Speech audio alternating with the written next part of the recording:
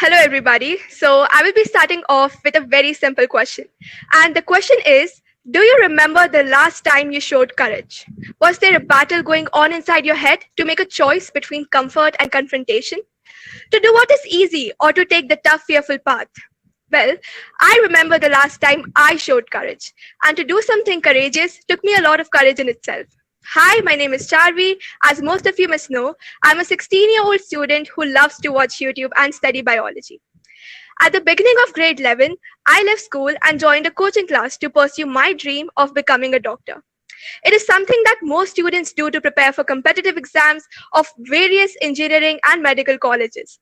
In fact, a survey conducted by the Times of India revealed that over 5 lakh students drop out of their regular schools and join dummy schools.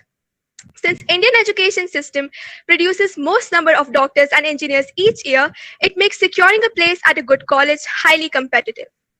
If I talk about my days at the center, they were normally spent with me staring at the window and wishing for the time to pass by quickly so I could go home and watch my favorite series on Netflix.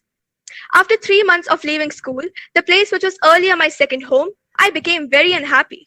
I felt trapped in something which I wasn't passionate or thrilled about. I lost my love for the subject that I used to enjoy the most. So many hours cramming everything without understanding the creativity or application behind. I regretted it. I was in a dilemma. I wanted to join back school but was afraid from the criticism I would receive from my parents and teachers at the coaching institute. Various thoughts crossed my mind. How would my friends judge me? What about my teachers at school? Would they be as nice as they were before? And what about my parents? How would they react? After all, leaving the school was my decision and not theirs. In fact, they were against it from the beginning, but I didn't listen to them at that time. All I needed was a little dose of courage. So for my TED talk, like everybody else, I wanted to know what I was speaking about. And when I searched the meaning behind courage on Google, it said, courage is the ability to control fear in a dangerous or unpleasant situation. Well, I don't agree.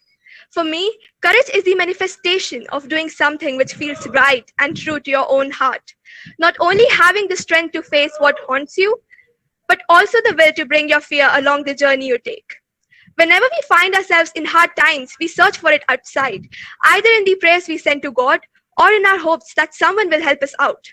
Little do we realize that we are our own help. The words of Rumi still hold true after so many years. We aren't a drop in the ocean, rather the entire ocean in a drop. In other words, we are crafted with the intelligence of the entire universe. Finally, I made up my mind and decided to tell my parents that I wanted to join back school again. I dreaded their reaction. I was scared whether my school would take me back or not.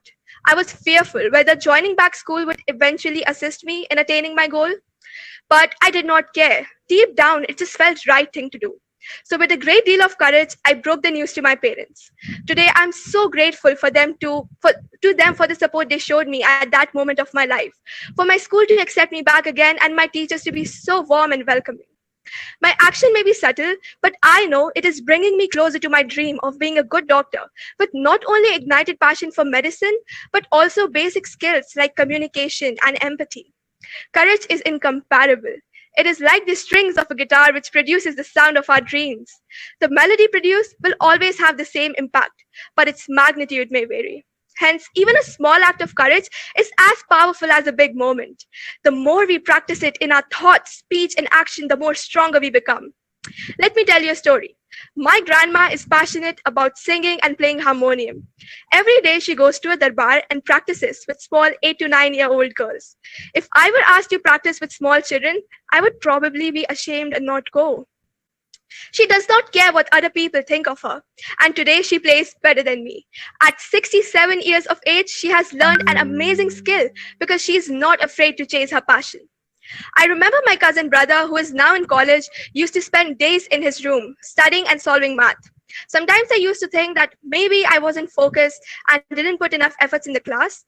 But then I think we all need to realize we have different goals, aspirations, talents, and dreams.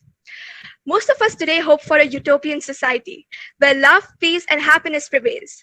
But if we look closely at the course of this world, we will see that it operates in duality. We have night and day, war and peace, rich and poor, hatred and love.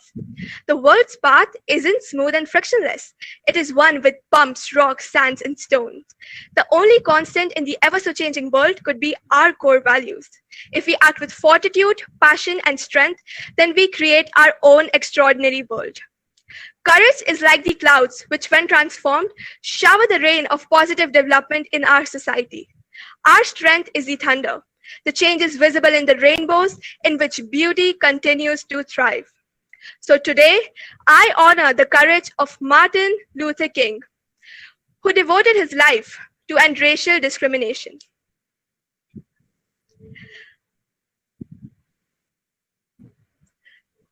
Malala Yousafzai to be fearless, even if a gun was pointed to her head. The women who come forward to share their stories of sexual assault and harassment. Women who are fighting against domestic violence and honor killings. Writers like Ruby Kaur and J.K. Rowling for self-publishing their books. Youth who are igniting the Black Lives Matter movement even amidst such a global pandemic. Youth who are striking for climate change and sustainability. The LGBTQ plus community who are fighting for uniqueness and who are continually putting effort to create an amazing, diverse, and equal society.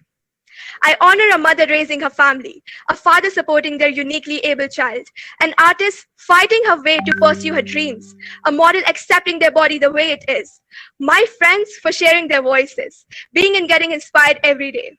Today, I honor you guys and Mac Ma'am for providing us a platform to share our courage. Courage is everywhere in each one of our hearts, and it is the most powerful force of change. Winston Churchill once said, "Courage is what takes to stand up, but it is also what takes to sit down and listen." Forgiving can be an act of courage. Reconciliation can take courage. Deciding not to fight can be as courageous as charging into battle. Activism and ferociously committing one's life to benefit others can tap into great courage. Courage is contagious and inspiring, and throughout the ages, our cultures are filled with stories of courage that serve as a way of encouraging us to be brave. I hope that all of you will tap into the fire of your own inner courage and feel its transformative power to light up your way. I would like to conclude this with a beautiful poem by Rabindranath Tagore, one of my favorite and an eminent Indian poet. Let me not pray to be sheltered from dangers, but to be fearless in facing them. Let me not beg for the stilling of my pain, but for my heart to conquer it. Let me not look for allies in life's battlefield, but to my own strength. Let me not crave in anxious fear to be saved, but hope for my patience to win my freedom. Grant me that I may not be a coward, feeling your mercy in my success alone, but let me find the grasp of your hand in my failures. Thank you.